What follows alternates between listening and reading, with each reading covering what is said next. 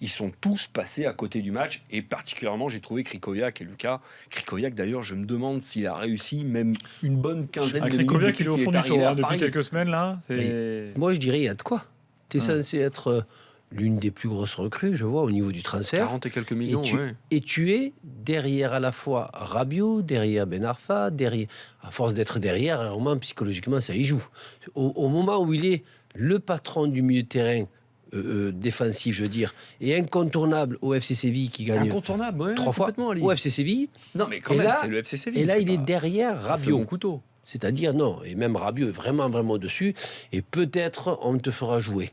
Donc si là, tu penses que ça ne joue pas psychologiquement, ben ça se voit, c'est pas le même joueur.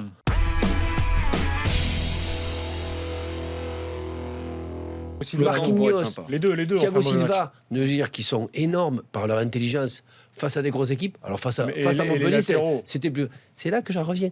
Kurzawa, on a beau me dire ce qu'on veut, l'équipe de France, tout ce que tu veux.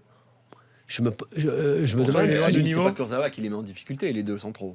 Il est pas bon, lui aussi, mais pardon, je t'ai coupé, mais t'as l'impression de dire que c'est Kurzawa qui met j'ai pas dit, c'est pas la faute.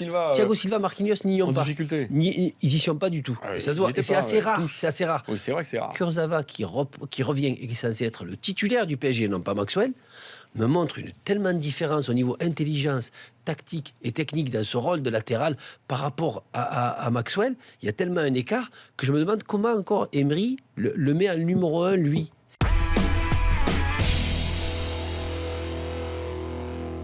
Maintenant, quand tu regardes Barça-Real, tu attends les stars. C'est que tu te dis que va faire Messi, que va faire Cristiano, que va faire Suarez. C'est les stars qui débloquent les systèmes, qui débloquent les défenses.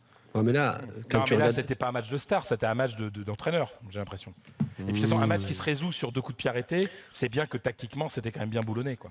Je pense, Fred, que quand tu disais ça, je pensais que tu allais me rejoindre dans le sens où c'était Barça-Real en général, c'est quand même intensité et agressivité au maximum. C'est pour ça qu'on voit souvent un match d'homme beaucoup plus qu'un match tactique.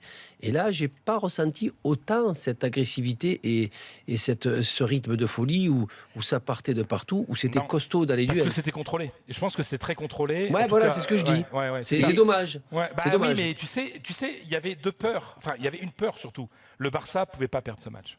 C'est-à-dire que le Barça perd ce match, c'est à 9 points.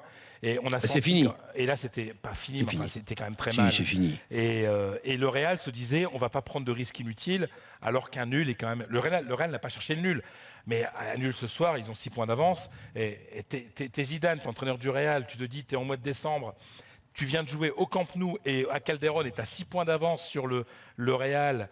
sur le Barça et 9 points, parce que l'Atlético fait match nul ce soir, 9 points d'avance sur l'Atlético, bon, bah, tu peux gérer cette rencontre, quoi.